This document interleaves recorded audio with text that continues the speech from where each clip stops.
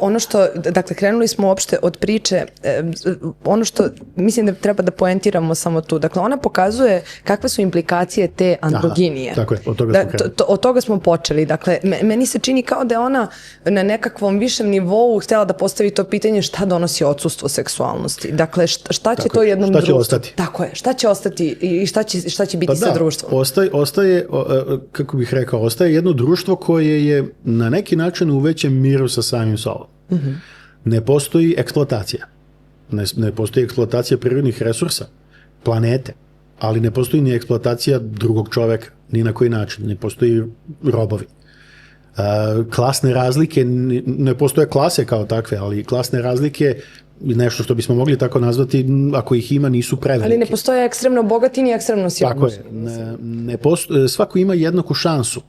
Zbog toga što svako može u bilo kom trenutku da bude majka ili otac. Ne postoje porodične uloge koje su dualizovane na taj način. Ne postoji neko kome je suđeno da bude za šporetom i neko ko ide i lovi divljač. U tom smislu, to se kasnije u romanu i pominje, baš u odnosu između Estrevena i Genliaja, gde se pomene da su oni jasnije i bolje u stanju da vole i drugoga, zato što ga bolje poznaju. A ne postoji ni brak. Pa postoji kemer. Da se zakune na kemer. Tako je, što nije brak u smislu da nije institucionalizovan, ali postoji ta neka intimna vezanost ako neko želi. S druge strane, postoje kemer kuće koje su najsličnije javnim kućama, koje su kako bih rekao, niko to ne osuđuje. Seks nije tabu. Ne postoji toliko pravila i toliko ograničenja. Postoje određena ograničenja vezana za incest u određenim uslovima, mada incest sam po sebi u paralelnim, brat-sestra odnosima je dozvoljen pod određenim uslovom. Tako da je ona izmislila nova pravila, ali svako od tih pravila na neki način kad se razmatra u kontekstu njihove androginosti, ima smisla. Znači, domislila je. Zašto je to bilo potrebno? Zato što nije njen jedini cilj da nam predstavi nešto što mi nikad nismo do sad vidjeli, niti ćemo ikada vidjeti. Naravno da je cilj da priča o nama i o tome kako stvari funkcionišu među nama iz određenih razloga. I isto tako nije želela da bude kako bih rekao, usmjerena samo na jednu stranu. To što oni nikad nisu imali rat, ne znači da ne poznaju koncept takvog ratovanja, ne znači da ne postoji teoretska mogućnost da tako nešto se kod njih desi. Zapravo, mi ulećemo u taj svet u ovom romanu u trenutku kada jedna od te dve nacije, to je upravo Orgorein, ova koja forsira tu monoteističku religiju i koja je nekakva opasna birokratija, dolazi do trenutka kada oni počinju da naginju ka tome da jedan pogranični sukob sa Karhidom pretvara u nešto što bi bio rat. Tako da ona s tim što kritikovali su je zbog toga. I ona sama u nekim kasnijim esejima je pričala o tome da, eto, kao kad bi sad pisala tu knjigu, ne bi odabrala jednu kraljevinu i jednu tehnokratsku birokratiju kao dva, jer to su sistemi koje mi poznajemo. Ja se s tim ne slažem, zato što mislim da je dovoljno imati jednu začudnost veliku u romanu. Jer kad bi sve bilo začudno, prestali bismo mi da se identifikujemo sa bilo čim od toga. Ovo je, mislim, bilo taman na mestu. Plus, postoji objašnjenje za to kako je Orgorein postao takav kakav jeste, od njihove religije i od toga da čoveka postavljaš u centar svog sistema verovanja, a ne svet, čiji je čovek deo. Od toga, kad kreneš od toga, onda lako završiš do toga da na kraju imaš tajnu policiju koja proguta čoveka za jednu noć. Tako da zapravo mislim da je taj njen sistem bio sasvim na mestu. Kažem, cilj joj je bio da priča o nama ovde i mislim da je u tome u velikoj zaista meri uspela. Postojale su kritike kada se knjiga pojavila, zato što naravno da se... Mislim da to bio potpuni šok kad se to pojavila. Da, naravno. Jedna od prvih knjiga pogotovo prvih žanrovskih knjiga, koja se bavi seksualnošću čoveka, na takav način sigurno nije postojala nijedna do tada. i ljudi su reagovali na razne načine, pošto je drugi talas feminizma u Americi u tom periodu bio u velikom zamahu.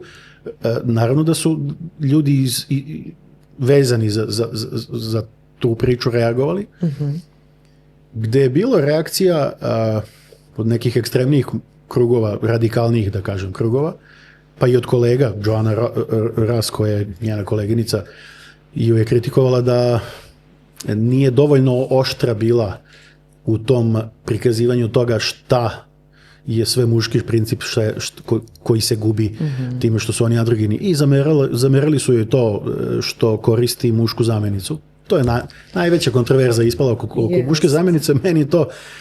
Ali ona čak i onom eseju kaže, pa dobro, neću da sad kao izmišljam novu zamenicu. S tim što je ona, kako bih rekao, kao odgovoran pisac koji je shvatio da njeno delo je postalo veće od njene namere, verovatno.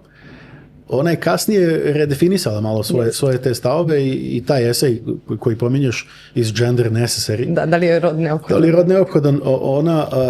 U prvoj verziji ona se malo više brani.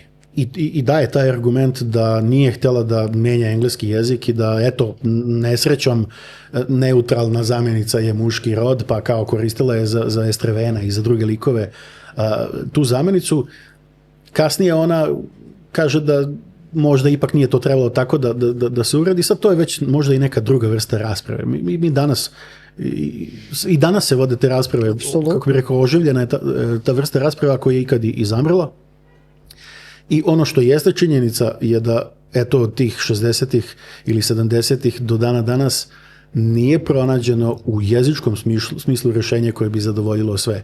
Kako to da se izbegne? Postoji ono they, them, kao stari oblik, to se koristilo do 1600 i neke, u engleskom jeziku je to bilo neutralno, pa se izgubilo. Međutim, ni to nije najsrećnije rješenje. Ona i to pominje kao mogućnost, ali kao suviše neprecizno.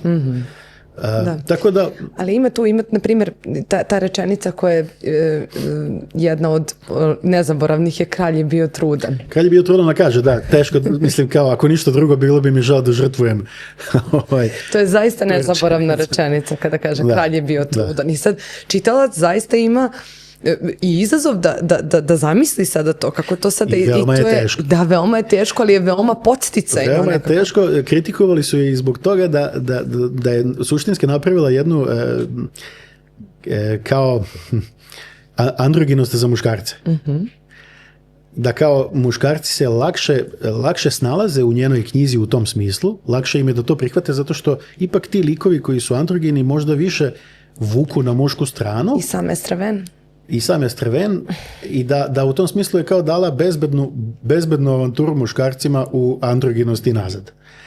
To verovatno jeste tačno, ali mislim da donekle postoji opravdanje za to, jer kritika o tome da nije prikazala žensku stranu androginih getenjana, nego su to sve političari, premijeri, da. Pa tako je, ali priča to zahteva.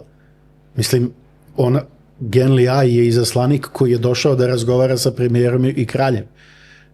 Njegova uloga nije da ide od seljaka do seljaka i da ga pita, hoćeš da budeš član ekumena. Tako da, delom po meni, priča nalaže da se taj lik susreće sa takvim funkcijama. Sad, druga je stvar što smo mi društveno uslovljeni tako da te funkcije vezujemo za muškarce. To nije njena greška, to je naša greška. Tako da, po meni, postoji logično opravdanje za to u romanu. To zašto nema opisa majki sa decom, ok, možda je mogla da ubaci, ali mislim to... Da, ne možemo to sad ni preispitivati, mislim, zato što ne može se to raditi na uštrb priče. Tako je. To je poenta čini. I još nešto, nije njena jedina namera bila da kroz priču o androginom društvu kritikuje muško-ženske odnose na planeti Zemlji. Pa ja sam videla da ona čak u jednom intervjuu rekla, mi 60-ih, mi reč gender, mi to nismo koristili. To nije bilo u upotrebi na način, recimo da je taj intervju s kraja 80-ih, mi to prosto nismo koristili na način na koji se to već, ne znam, 10-20 godina kasnije počelo koristiti. Ona je, kako bih rekao, ta knjiga ima jednu divnu stvar, a to je androgine ljude, koje je istovremeno i nešto što na neki način smeta knjizi, zato što se ponekad i kritika, možda i publika, suviše fokusiraju samo na to. To je veoma značajan aspekt. Ali nije jedini. Ali nije jedini, zato što ova knjiga je pre iznad svega o odnosu između mene i drugoga.